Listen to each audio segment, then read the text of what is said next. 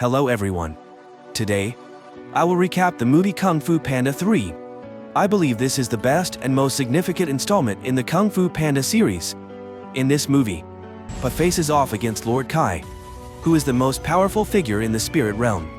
Will Panda be able to defeat Lord Kai? Let's find out in this recap. In the spirit realm, Oogway was meditating when a peach blossom petal interrupted his mood. Oogway just blew it away, and then it stuck to his nose. And he still hasn't calmed down yet. Seconds later, a knife had already been slashed straight down on him. Oogway easily used his hand to catch it. Then another one fell on him. The flying knife made them collide with each other. Opposite, a guy immediately appeared. It was Kai, Oogway's archenemy. Kai dived straight down, throwing the knife, cutting the roof into pieces, and breaking the rock Oogway was standing on. Oogway flies high and uses magical attacks to restrain him. But Kai is no longer the same person he was yesterday. He had taken all the energy of the other masters and become much stronger. Master Oogway drew an octagonal circle in the air again, while Kai threw two blades at the rock, then pulled the chain, jumped up, and threw it towards Oogway. They broke his circle, and the chains took the opportunity to bind Oogway. Kai said he would take the energy of Oogway. Oogway said to stop and said that it was never his fate. He let someone else go that way. He then turns Oogway into Jade Amulet. Kai then states that he will also destroy Pa. At dawn, Pa hyperactive exhaust ran around Jade Palace with his brothers and sisters. He stepped on a tree branch and cut off the head of the rhinoceros cloud. Then he rushed to the ground, struck a cool pose, and ordered 2 bowls of soup noodles and 1 bowl of dry noodles. After eating his fill, he continued to interact with fans, burning the crowd's hands. Then for return to the Jade Palace, he said that in a fight, the most important thing is demeanor. Then kicked. Shifu appeared. He agreed with Pa. After saying that, Shifu flew inside. The geese immediately lit up the dojo. Shifu said this was the last class, making Pa scream, "Damn it! Why did you skip class, boss?" He thought the Shifu was about to die. From today on, Shifu would officially hand over this dojo to Pa to teach. He was still naive until he understood and suddenly shouted, making the Shifu step back. While all the brothers were better than him, Shifu explained that it was because Pa was Pa, the real master of the secret martial art. As soon as he turned around, Shifu ran away. Pa started teaching Furious 5 group, but in the past, he only knew how to eat and drink. He had never taught anyone before, so the first time he did it, he was a bit confused. The end result was that the Furious 5 group was beaten to a pulp, each person dragging their exhausted bodies out. They asked the students if they realized anything. Pa realized that Tigers was too easy to catch fire. Pa staggered back to his room. And on the way, he heard 3 geese talking about him. Not only that, they also bluntly criticized him for being fat. He was like a pig. He went in front of the statue of the great master Oogway and said the apology. Just finished saying the sentence, and turned back. He had just finished speaking when he turned around and was startled to see the master. Today's training session was really frightening. "Master," he admitted. The master replied that he was already aware of this because the entire village had been gossiping about it. He knew that the student could not teach, but what he wanted was a challenge for him. He asked Pa that what Dragon Warrior was, but he did answer, "Because I am a god. I do not want to go here and there, just punching and kicking to protect the villagers." The master with dark eyes said, "Stop those childish games, son. Stop punching and kicking." Is that all? Oogway's choice of Pa was even greater. Ultimate power awaited him. Power beyond anyone's imagination. As soon as he finished speaking, Shifu immediately performed a few divine power moves, causing a withered flower to bloom again. Pa immediately opened his mouth wide in surprise. "How great is that?" the master said. "This is the energy flowing in all living creatures." Oogway meditated for 30 years to understand. Pa just heard it and rolled over, and said that eating and sleeping for 30 years is fine, but sitting in a cave, Pa won't accept it. Pa still don't understand anything. Pa leave to go home. At a nearby village where 2 brothers were farming, below appeared a bright halo. The 2 men moved closer to see the black bull demon. The 2 brothers scared and ran away. But still, Kai threw a knife to stop him, coming to ask, Where is this? This made the duck tremble in fear. Using a basket of eggs, Rabbit answered, just the world. My brother Buffalo shouted. So this is the human world? Kai has returned. Who has never heard of this? After a while explaining his identity that no one understood, Kai was helpless with the two rustic farmers. Kai had to say he had defeated Oogway. And it turned out they knew and praised the master Oogway. That made Kai was jealous and angry. He then shouted, and then released the jade zombies to capture Oogway's disciples for him. Meanwhile, Pu was happily bathing and playing with dolls when Mr. Ping passed by and noticed that his son was sad, absorbed in answering the duck. Pu mistakenly played with chili powder instead of bath salts. Hearing that his son was appointed as a teacher, the duck father was extremely happy, because he would soon be able to expand his business. Suddenly, the pig announced that someone had broken Po's record for eating dumplings. He hurriedly ran out to see who had such great courage.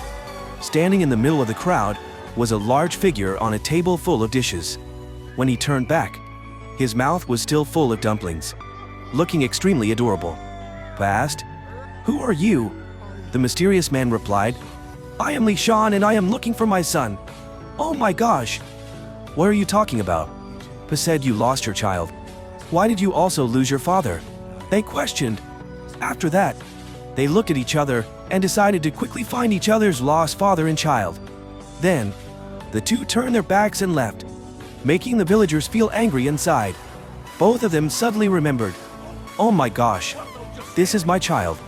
The duck father saw this scene and was probably happy. Though Shan and hugged the duck father, thanking him for raising Pa. The duck father acted upset because he was worried that Shan was a scammer. But the two quickly became close and hugged each other to take pictures.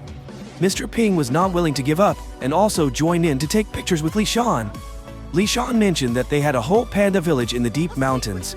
Pa happily asked why Shan was looking for Pa. The father bear said that he had a feeling he wanted to find him. The duck father smelled trouble as soon as he heard it. The father bear then asked his son what a dragon warrior was. The little one replied it was him, and Pa took his father to visit Jade Palace, making the duck father feel very sorry for himself. They climbed for a while before they both reached the top. Shan tired and out of breath, as he followed their son into the main hall where the exhibits were displayed.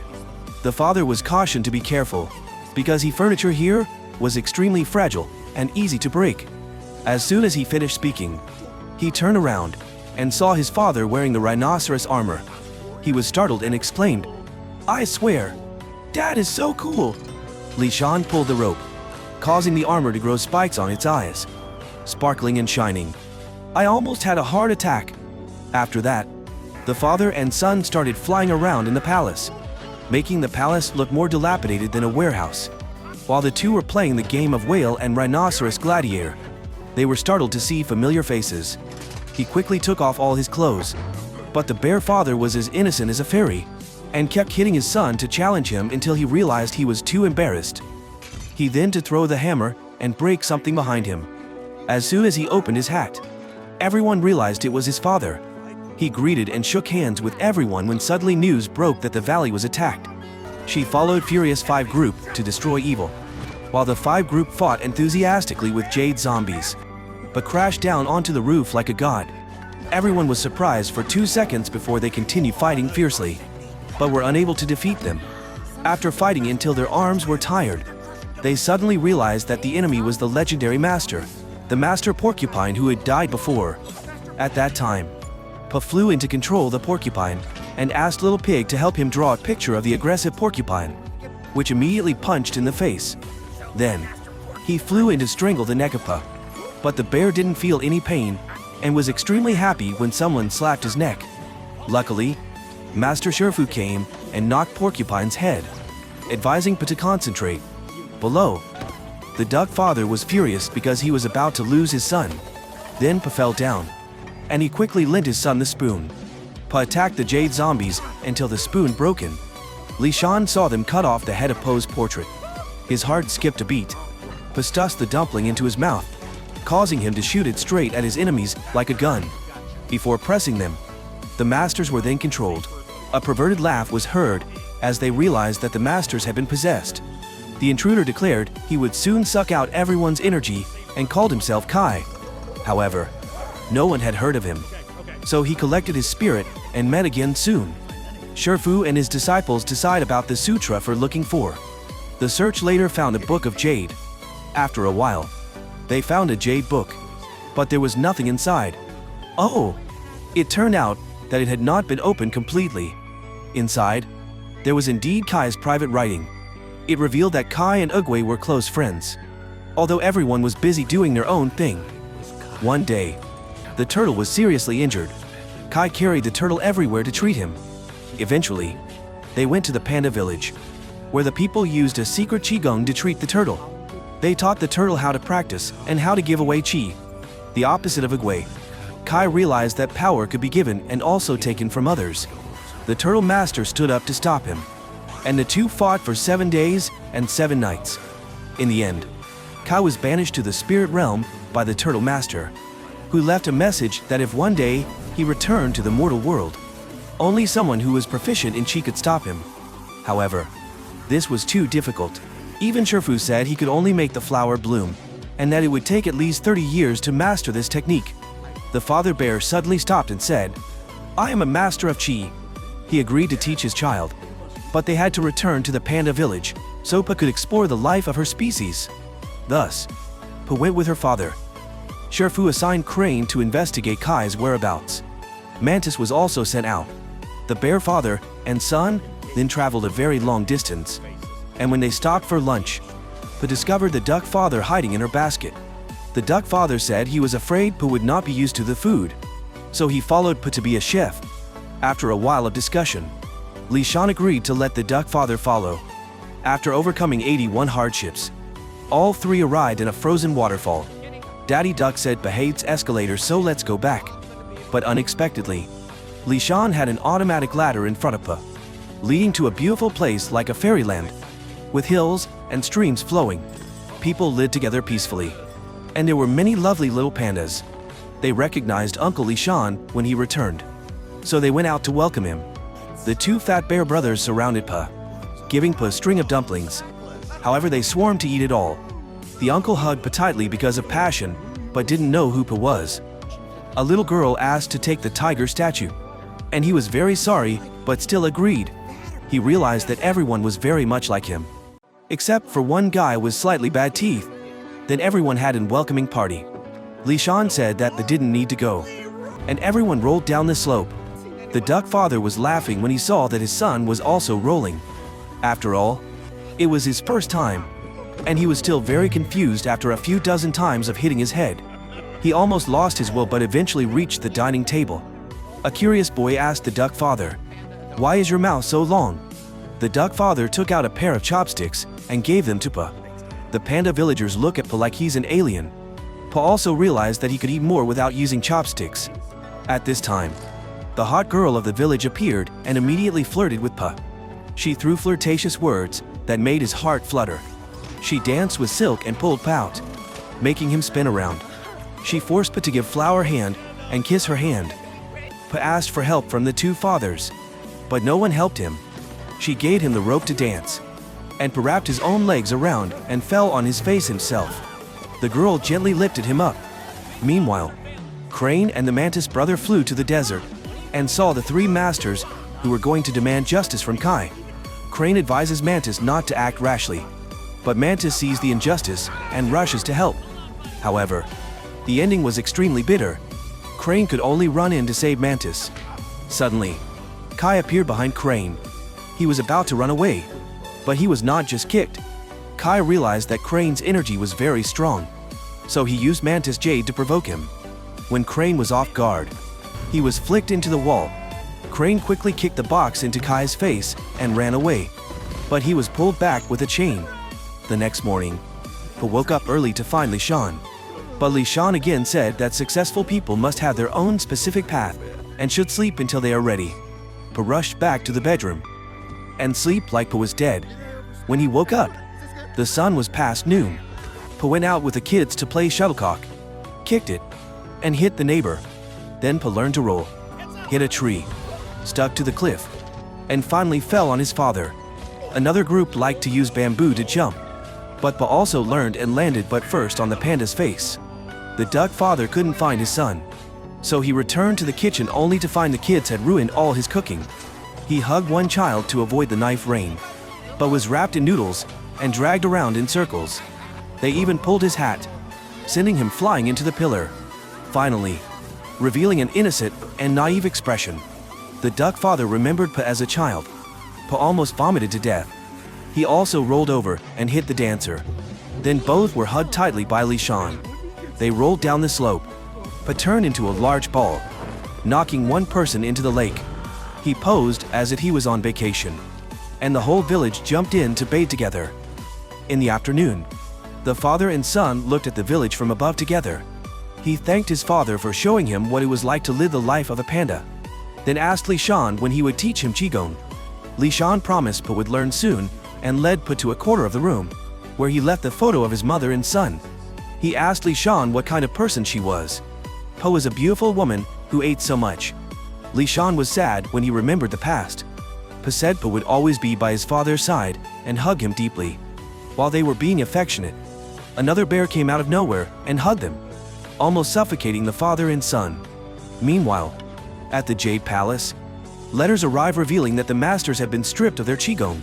Fu immediately orders his disciples to evacuate the villagers below. The snake is overjoyed to see Crane and Mantis return. But when it land, it is the Jade zombies. Kai blocks their path.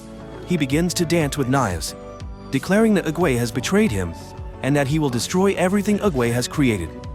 All three brothers took turns jumping up to attack him, but Kai was too strong for them. Tigress kicked him from above, making him retreat. Seeing this, Kai controlled Crane to attack her.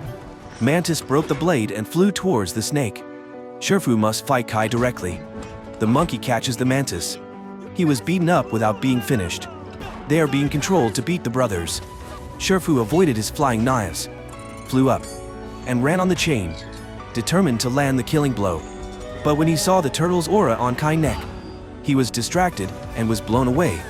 Kai sucked Qigong of the monkey and the snake's sister, wearing a rattle on her hip. Tigress tries to move forward but is stopped by Fu, who wants Tigress to warn Pa. Kai again blew away both master and student, using the chain to wrap around the turtle statue and pulling it down. The statue collapsed and was swept inside, destroying the Jade Palace. Finally, he threw it down the steps. Fu saw it and shouted in despair, "What the hell are you doing?" Kai didn't say anything and immediately sucked all of his Qigong. Tigress was speechless and took the scroll, running away. At the panda village, Pa was happy to live with her own kind. The two fathers were sitting and playing chess with each other. When he stepped onto the bridge, he saw a withered flower and tried to use his energy. He waved his hands, and it looked very strange. While concentrating, he saw Tigress crawling up from below. She said that everyone had been caught by Kai and sucked all Qigong, and now Kai was on his way here. Shan heard that and immediately bravely evacuated the villagers. He ran to tell his father to teach him Qigong, but he said it was not the right time. He chased after him to convince his father. Finally, Shan had to confess that martial arts had been lost for a long time. He only lied to protect her from danger. He was very disappointed in his father and then left. Seeing everyone panic, he became even more determined to defeat Kai. Ducky Dad ran over to advise him to run away, but he said he would stay and fight. He then cut bamboo to make a Kai figure, a practice day and night. Looking full of will and determination, Ducky Dad brought a basket of dumplings to Shan. He said that Pa would never forgive him, but Ducky Dad took a picture of the three of them and placed it next to the picture of Pa and his mother, saying that the son really needed both of these fathers. Outside, Pa fought until his belly fat melted. Tigress knew this much was nothing to Kai. He also had a whole jade army. Pa is stubborn with her. He said he would use one young finger with him, but Tiger's sister said only the Qigong master could win against Kai right now. He was absolutely screaming out loud, "I don't even know who I am anymore. What to say?" Suddenly Lai Sun appeared, said, "You will have your own army." It turns out everyone's come back. They told Pa to teach Kung Fu the whole village. Shan said to make everyone look like Pa. This made him suddenly awaken. "Just be yourself, and you will learn Kung Fu." Pa started teaching with people's forte. The children kicked the shuttlecock. The adults rolled. The uncle had an undying passion for hugging. He let him tighten the pole. The dancer danced with the rope. Meanwhile, the little girl kept following the tiger's sister. Gradually, Pa brought in larger logs. He then gave the firecrackers to the children. The dancer initially received a few sticks, and at first waved them at other people's foreheads. Finally, everyone finished practicing and made a battle plan, using biscuits and dumplings to illustrate. But the children ate them all. They even nibbled on the noodles.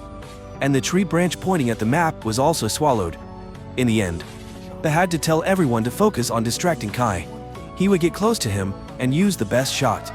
After the whole village dispersed, Pa opened the photo book again, and Shan next to him saw a photo of his clansman transmitting energy to the turtle. Then, he felt sad that he couldn't help his son. There was a noise below. It was Kai. He stood in front of the waterfall, using his knife as a lever to jump up the cliff. Pa stood in the village and said provocative words, telling Kai all of his nicknames, which amused him. Then Pa said that he was just a gossip. Tai and throws all the jade zombies into the village. Pa lures them into running inside. Tai controls the crane to attack Pa, but he orders the flying team to hit him and digs his beak into the ground. Kai releases the crocodile to attack Pa. Pa continues to order the rolling team, knocking a group to the ground while he slides down with the pan. Halfway, the fat guy jumps up and hugs the monkey. The dancer hits the badger with his stick without missing a beat.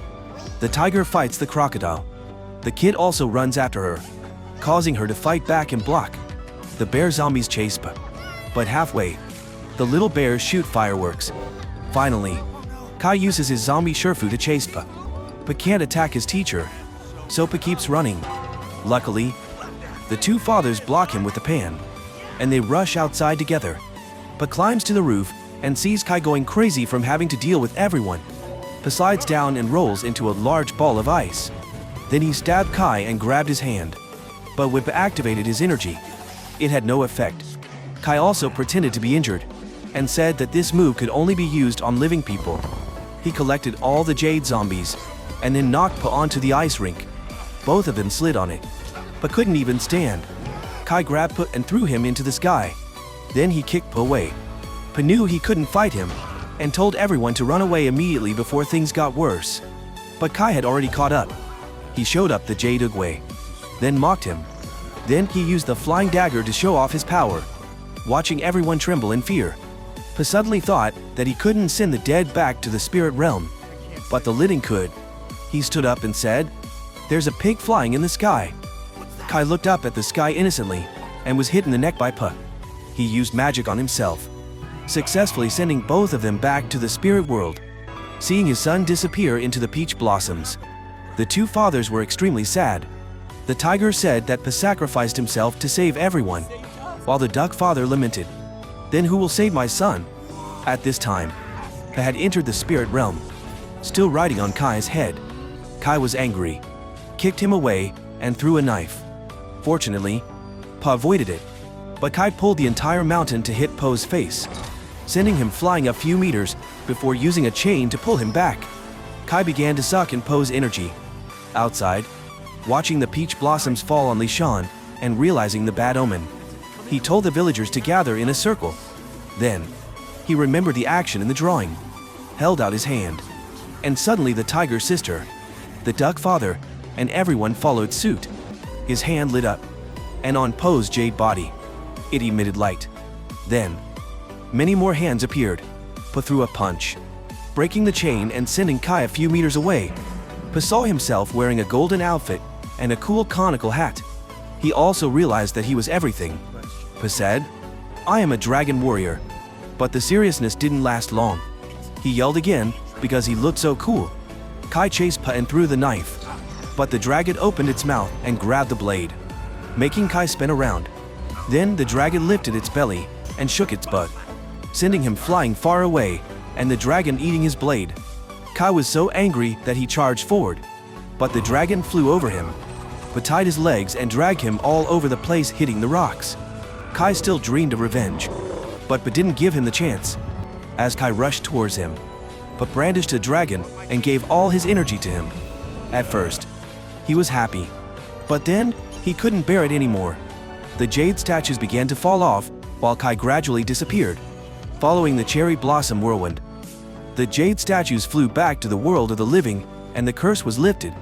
Only the mantis still doubted whether he had returned to normal because he was still green, then was caught by the child. But after waiting for a long time, everyone still didn't see Pa return. Inside, Pa finds himself floating alongside Ugwe and lands in a breathtaking golden realm.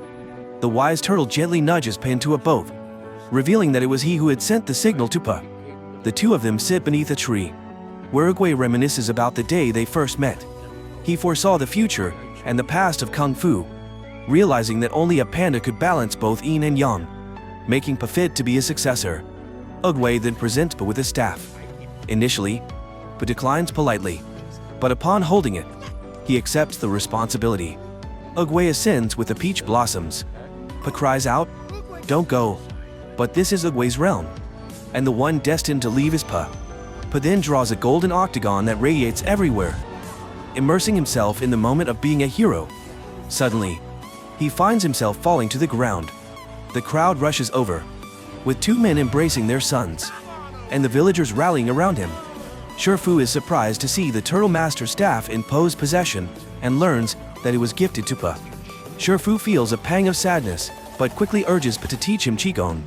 The entire village then beats the drums and begins practicing martial arts under Po's guidance. The children play shuttlecock, while Mantis struggles to escape a girl's grasp with the help of his tiger sister. A stick from a dancer accidentally strikes the teeth of the village's least handsome boy, bringing them together. The duck father finally fulfills his dream of opening another noodle shop there. Shan also gives his best, but after 3 seconds of practice, he suffers an asthma attack. Finally, Master Fu arrives, and Pa begins teaching everyone the ultimate Qigong technique. They all follow his lead, and golden light spreads across the hills, reviving the withered flowers. With Pa having achieved unrivaled power, one wonders if there are any more challenges left for him. In this third act, it's not just about Po's skill in martial arts or his battles between good and evil. It's also about his quest to find his family and understand his identity as a panda. He is truly fortunate to have two fathers who love him unconditionally, caring for him daily and standing by his side through any challenge.